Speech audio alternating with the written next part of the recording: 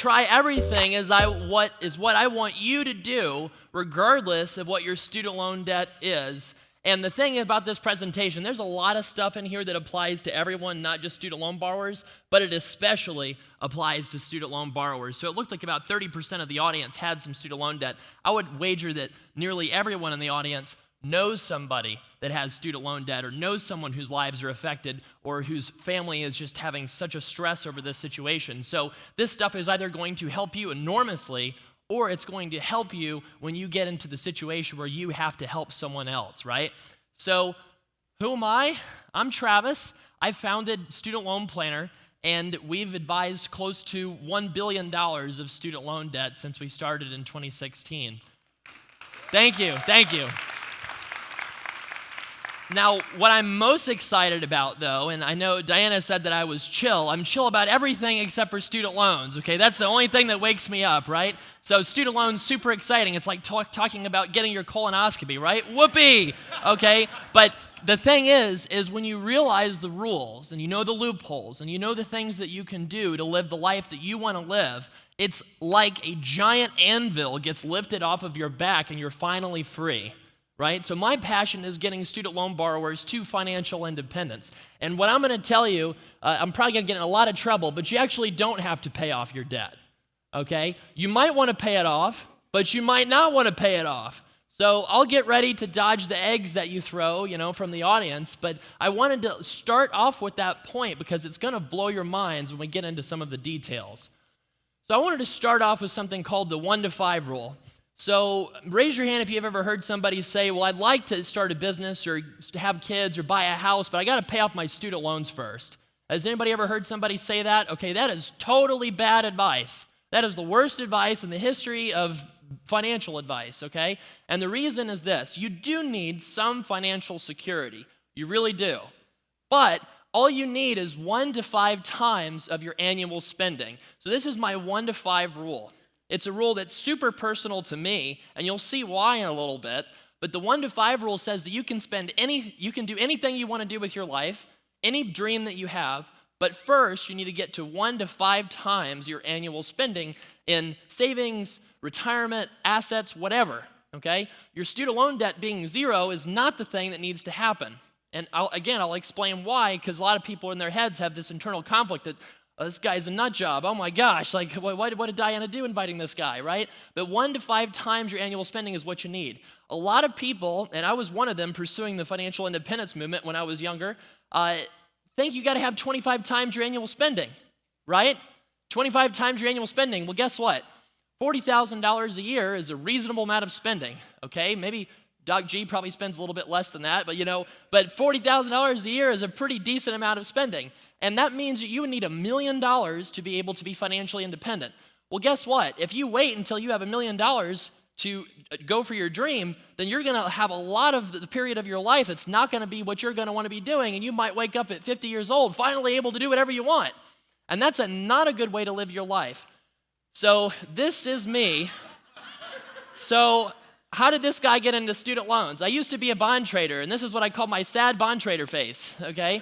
So if you've ever woken up at 5 a.m. to go into work, day after day after day and worked extreme hours and not get lunch, I'm just kidding. But, if you had that experience, everybody's had this experience maybe, or a lot of you have had this experience at some point in your life where you feel like everything should be perfect. Like this is the perfect job. Oh my gosh, you can make 6 figures a year, 7 figures a year, have a super stable existence, just, have an amazing financial life.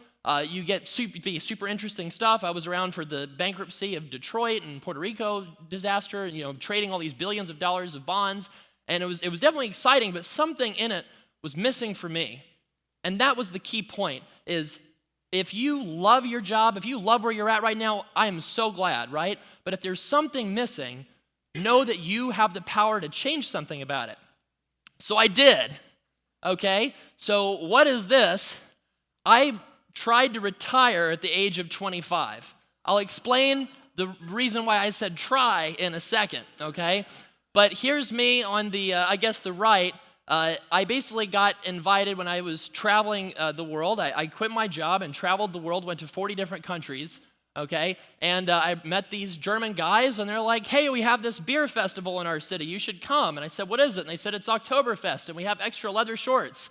And so I said, sure, I'll come. Why not, right? So I went to this awesome festival called Oktoberfest, and I spent probably $50 experiencing it, and I saw some people that were, like from Goldman that had spent like $5,000 on some like package or something. So the only difference in the experience was the 100x price they paid, So the middle picture is me hiking in Austria in the Alps, some mountain in Austria.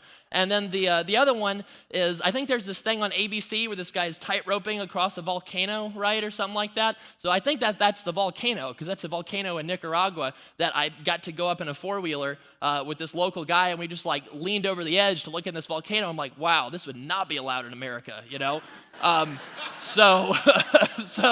So the thing is that 1 to 5 rule, the reason it was so important to me, I went a little bit above that, right? I mean, I was probably halfway to 5, but I didn't wait to get to the complete 5 level because I wasn't happy. I wasn't feeling like I was appreciated. I wasn't feeling like my talents were being used. I wasn't feeling like I was having an impact in the world in the way that I wanted to have, in the way that I know that probably many of you have felt sometimes, right? And so I thought that I needed to do something to make a change, and having the willingness to just go out there and do it, that's what I hope is going to happen for you, especially if you have student loans. So a lot of people talk about this 25 times your spending number, right? The FIRE number. And so the problem, though, is let's pretend that you have a whole lot of student loan debt. Let's say you're a social worker with $80,000 of student loan debt. Well, you might be great on the spending part of things, but your debt could take you years longer to get to a point where you're able to walk away compared to other people, right? Or what if you have hundreds of thousands of dollars? There's not a ton of you in the audience, but with this size of a group, I think there's 20 or 30 people probably here that have over $100,000 of student loan debt. So does that mean you have to live on rice and beans and pay it all off before you can live the dreams that you have? And the answer is no. And so this is me and my wife. So you might ask, this weird nomadic person that's kind of living for fun, did this guy keep doing that? Or what changed? So I met my wife, and she had a lot of student loans, right? So there's a little bit of a connection here, and I'm really glad she's joining us today. And this is us in Morocco on our honeymoon. And, it was really interesting because I had this experience where I was, really excited about not having to work, have a traditional corporate job, but I probably wasn't living for other people yet, right? I was living mostly for just excitement for myself probably. And so she challenged me to help other people with my talents. And so she had a lot of student loan debt, and I was a bond trader, and Excel macros were what I did for fun, right? So, I'm a weird guy, okay? So anyways, I realized that she had all this student loan debt, but I realized that she qualified for a loan forgiveness program called Public Service Loan Forgiveness. And I realized that this was our golden ticket because we could get a 6-figure amount of student loans forgiven, and that would be able to go towards us having a family or buying a house or doing other things with our money besides paying back a bunch of money to the government for her education. And what happened actually is I had this nomadic, no-job lifestyle, and I asked my now father-in-law for permission to marry her, and he said no. And he said, where I come from, a man that doesn't have the job while his wife works is called a eater of soft white rice. And I didn't know exactly what that meant, but I knew it was bad. So I thought, shoot, I've got a choice to make. And he said, you can do one of two things. He said, you can get a job and I'll come to the wedding, or you don't, and then I might not. So it was a little bit of a veiled, put up or shut up if you actually love my daughter, right? Because I want to see that you're not just living for yourself or living for this FI thing, which honestly, if you know a lot, people that don't know what FI is about, then that's a natural reaction, right? And so what I did is say, okay, well, I could go work for random corporate whatever and then go back to sad bond trader face. I won't scare you with that face again. Or I could really double down and help people with, which is what I was doing at the time, just kind of more on a part-time basis. I was just using my spreadsheet skills to help people had a lot of student loan debt, right? So I decided I'm going to double down and I'm going to commit to this and I'm going to try to help people live lives unburdened by student loan debt, especially the people that are struggling with the biggest balances. So what about FI with student loan debt? Okay, so that was the background. Now let's get into some hardcore numbers. So the 25 or 30 rule. So I've got two ways that you can handle your student loan debt. So the 25 rule is fairly straightforward. 25 times your annual spending, right? That's the traditional FI calculation. When you hit that number, you don't have to work anymore. But if you have a ton of student loans, you can get to 30 times your annual spending, and then you also don't have to work anymore, even if you still owe student loan debt. And that might not sound like a great trade, and that's true if you go to University of Cincinnati and you got $30,000 of student loan debt. Yeah, you probably want to just pay it off because that's the better way to go about it. But if you have a lot more in student loan debt or you qualify for a loan forgiveness program or something like that, then that traditional FI definition is just save a little bit more and you can carry that giant student loan debt. Or obviously the other option, like I mentioned, is zero student loan debt and 25 times your spending. So here's something that's way more important than student loans. Actually, all four of these things are a lot more important than student loans.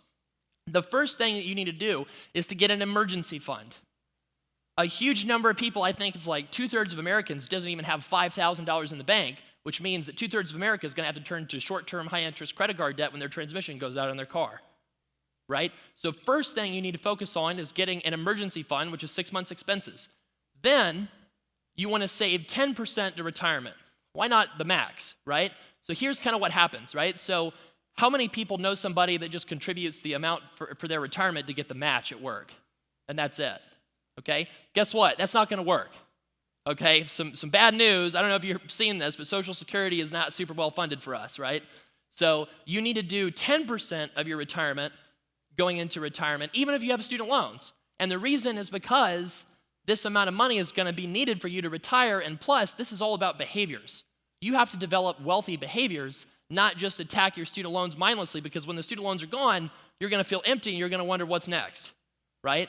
So that's why you want to do 10% into retirement. The third thing, we did a survey of our readers, and I was astounded by how few people have a brokerage account or a mutual fund account. Astounded. Okay, even very high income professionals do not have accounts outside of their 401k. Okay, which and you know, there's some speakers coming here later. They're going to go into strategies to pull out your money early and avoid all these penalties. I think Jackie's got some super like just black belt level stuff on how to get access to your money early, okay? But the typical American doesn't have that level of skill, right? Which means that if you want any chance of retiring before you're 60 years old, you need to get $100 a month, just something, going away into a brokerage account. You can do that at so many companies, right? Vanguard, Betterment, Acorns, it doesn't matter. The most important thing is you start doing it. And this is before worrying about your student loans. And the one thing I will say about your student loans is avoid default. So do pay the minimum or whatever you need to do to make sure your student loans don't go into default, because that's obviously very bad. You don't want to do that. But do these things first. So let's look at an example that might resonate with a lot of you first, okay? So a lot of people in the audience, I think it was maybe about 20%, might have had, like $1,000 to $50,000 of student loan debt, something like that. So this is a real typical example for somebody that goes to maybe a university like University of Cincinnati. So $30,000 of student loan debt with a $50,000 starting salary seems pretty straightforward, right? Just pay it off, right? Duh. What's this guy doing up on stage? Give me my money back, No. So here's the thing. This is what you can do, okay? So remember I said that these four things are way more important, right? Way more important. So what can you do to hustle to get to those four steps? You can sign up for something called the Revised Pay-As-You-Earn Plan. So you can go to studentaid.gov, consolidate your student loans as soon as you graduate, undergrad, and then you can get your student loans on this Revised Pay-As-You-Earn Plan and pay $0 a month. Oh my gosh, I'm telling you to pay $0 a month on your student loans. Throw eggs at me, right? Terrible financial advice. But what that means is that gives you that extra $300 a month to hustle after those other goals that are more important first, right? And you might say, well, isn't my interest going to be compounding? And the answer is no. So I'm comparing this revised pay-as-you-earn plan, which is basically a plan where you pay 10% of your income towards your loans based off of last year's tax return. So if you consolidate your student loans and base it off of your prior year tax return when you graduate, guess what students make while enrolled in college? Not a lot, right? So your payment would be $0 a month for the first 12 months after you graduate. And what happens with this plan is the government will give you a 50% interest subsidy on all of your unsubsidized student loans and a 100% interest subsidy on your subsidized student loans for the first year out of graduation. So that'll save you, this is just, I assumed all unsubsidized loans, so I assumed that would save you about $500. Also, the interest does not compound, it grows at a simple rate of interest, which is kind of similar to like inflation or something like that. So it's really not a big deal at all. And here's the thing. What if you went and took a job and you didn't like it? Okay, what if you had a high savings rate and you're like, shoot, I guess I'm stuck here until I pay off my $30,000 of student loan debt. Well, with this strategy, you can get to that 1 to 5 rule. Remember that 1 to 5 rule where you have 1 to 5 times your annual spending saved up? So if you have a really high savings rate and you rush to get that amount of money saved up, now you can quit that job you don't like after the first year with $30,000 of student loan debt. If you take the I have to pay it off at all costs, rice and beans, then you might be living for years not living the path that makes you the happiest and the most fulfilled in living out your calling.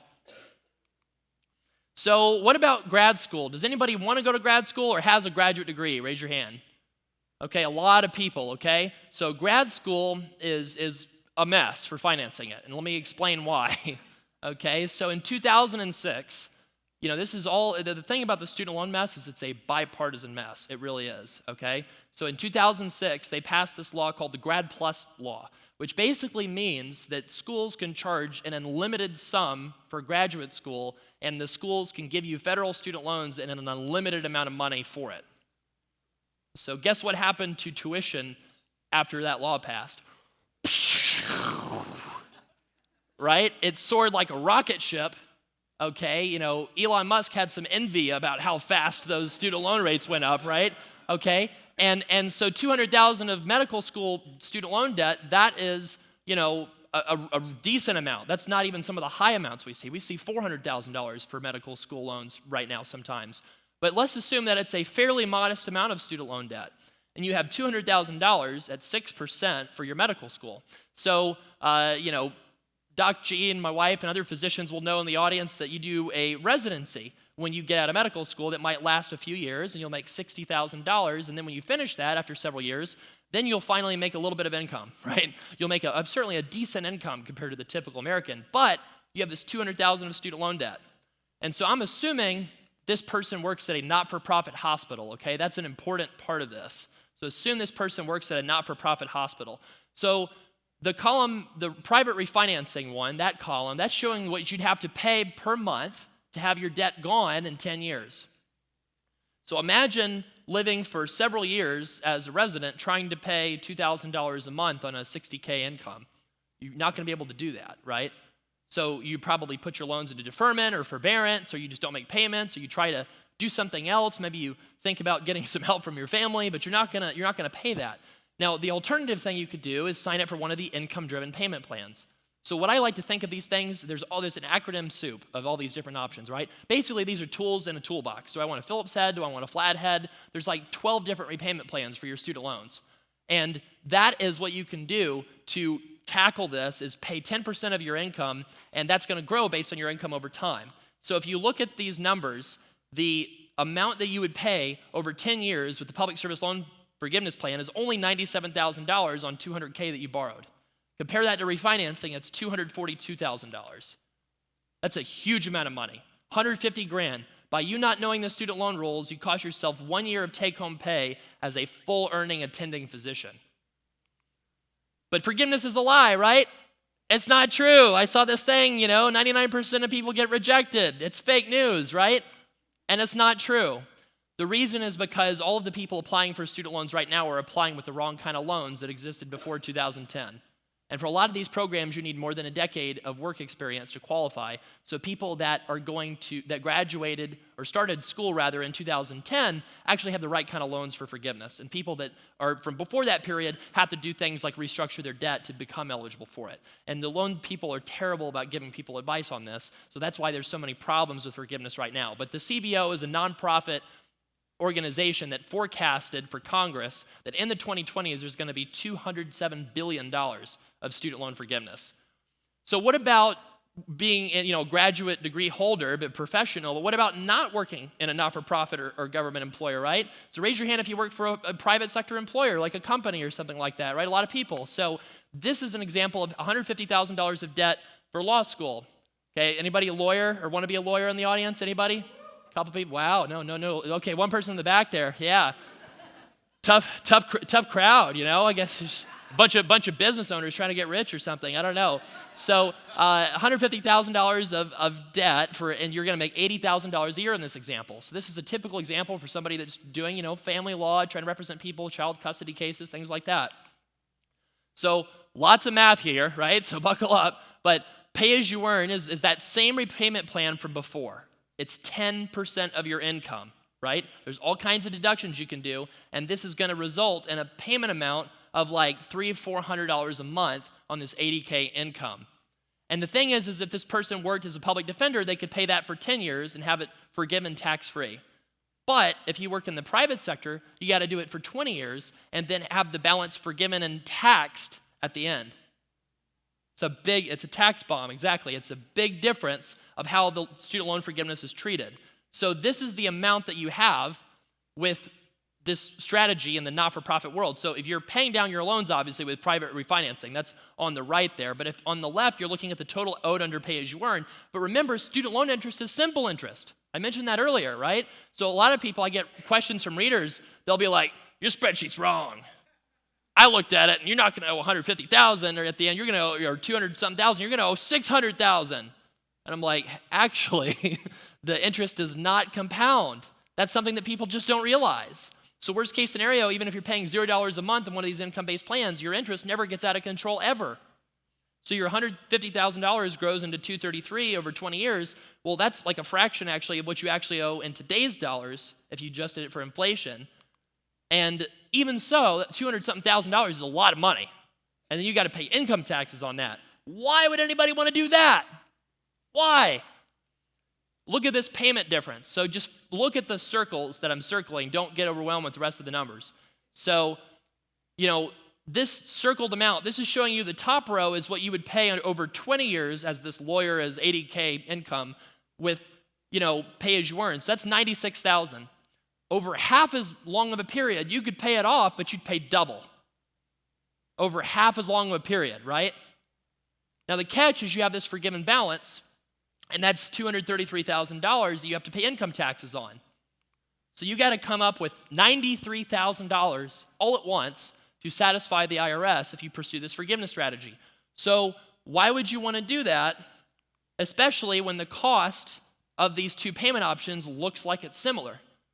Well, this is math playing a trick on you because it's not.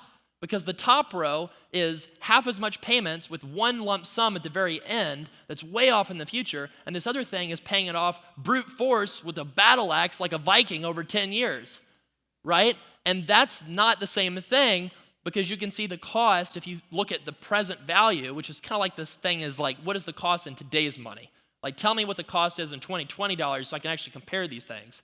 So if you convert that into that, then what you can tell is the cost of doing this income-driven option is like 50 grand cheaper than doing the payback approach that you're going to hear all the time on the radio from everybody, right? And that's because credit card debt doesn't allow you to pay based on your income.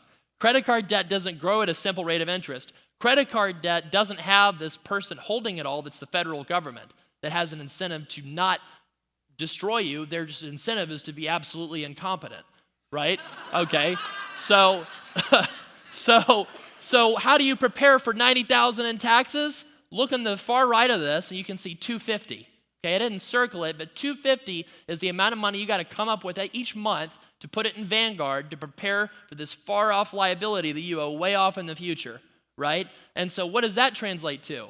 So if you take the amount of money you're paying under this pay-as-you-earn plan and you take the tax bomb amount that you have to put away each month, look at that kind of red rectangular box. That's the total amount of money that you have going into this income-driven program. So that is kind of like a tax on your income versus a payment. That's a super important concept. I'm comparing this to a 20-year refinancing, and you'll see that the payment amount is way cheaper. And guess what? That tax bomb, at the end of it, all us millennials are going to be like old grandmas and grandpas, right, when this tax bomb hits. And instead of Social Security going away, our big thing is going to be student loan forgiveness and the tax bomb, right? So you're going to call our senator, I want you to get rid of this tax bomb or else I'm going to vote for your opponent, right?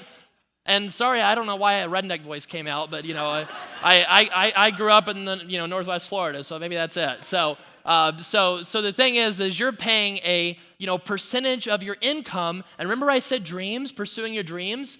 Okay? How many people in California still pursue dreams? Okay, there's a lot of people in California still pursue. Yeah, Nassim is pursuing it. So the thing is if you're saying you can't pursue your dreams as a student loan borrower, then you're saying that people in Florida can pursue dreams, but people in California can't, right? And you save $50,000 from pursuing this forgiveness strategy. So here's a big point. If you get one thing away from this, I want you to take this away from this. If you have $30,000 of student loan debt, great. Pay it off. Focus on those other things that are more important. Get emergency savings. Get assets. Get 1 to 5 times your annual spending so you can tell your boss to, and just go and do what you want to do, right? And try to fulfill your dream and your calling and what you feel the world's great needs from you, right? And then if you have $300,000 of student loan debt, then consider treating it like a tax. And what does this look like? You have to pay 10% of your taxable income to your student loan servicer if you do this income-based plan, right? And if you have too high of an income relative to your debt, that's not a good trade. But if you have a very high amount of debt compared to your income, then that's like paying, a very small amount, okay? And if you have a really complicated situation with your income, what does a CPA do? Get your taxes a lot lower, right? So there's a lot of tricks and things that you can do that are legal. And again, the government's like with the student loan rules, it's just ridiculous, but it's super complicated. And that means there's a lot of opportunities to save money too, right? So then on top of that, you do 5 to 10% of your income into mutual funds for the tax bomb if you're not doing public service loan forgiveness. So worst case, this is the worst case scenario for you as student loan borrowers. Your loans are a tax. Okay, and I said you're a German citizen, but maybe you're just, a Californian, right? And you have higher taxes, but guess what you also have? An education, right? Your education you can go and use and actually make a much higher income. So if you think about 10 to 20% as a tax on your earnings from your student loan debt instead of trying to brute force pay it back, that's your worst case scenario. So that means that you don't have to worry about your student loan debt because if you're worried about your student loan debt, then that's kind of like worrying about higher taxes or something, and that's always a function of what you're earning. So if you're not making anything, then you can get that tax to be basically nothing, right? So it's not like this crushing debt that you have to freak out and have so much anxiety about. It's something that you can make the student loans let you live the life that you want to live. So if that's not a good idea, because you have a small amount, like 20% of this audience that has a smaller amount of debt, just refinance and pay it off. Get a lower interest rate. Use those typical debt repayment strategies that all these people are talking about and get rid of your student loans, right? But that is not what you have to do. And, when you are refinancing, our company one of our strategies for this is to get people cash bonuses for refinancing instead of nothing, which is the typical thing that you'll see when you search this on Google, right? So that's because we take less kickbacks than everybody else does. So, get a lower rate if you need to refinance and do that if you have a modest amount of student loan debt that you can easily tackle. So 3 quick tips. If you have student loan debt, remember the 1 to 5 rule about taking a risk and the 25 or 30 rule to be completely done and financially independent. Limit your spending as much as possible on housing and cars, and that is it. So other speakers will tell me I don't know what I'm talking about on that, right? Probably because budgeting is powerful, but you can limit your house to 2 times your household income and have paid off cars, and you can go out to Outback Steakhouse until your liver fails, and it's not gonna mess up your budget, okay? I promise you, okay? I've never seen somebody have Bud Light be the thing that's holding them back for their financial independence, okay? I'm just being honest, so go party tonight. So the third one is pay as much as possible or as little as possible on your student loans. Those are the only 2 things that make sense. So last little thing, if you're struggling with student loan debt, we've got a Student Loan Planner podcast, and we've got our blog that you can read anything you could possibly imagine, including running away to Australia and having that actually be a legitimate strategy if you file your taxes the right way. So no matter what you're going through with your student loan debt, I hope I've showed you that you can go out and live your dreams. Thank you.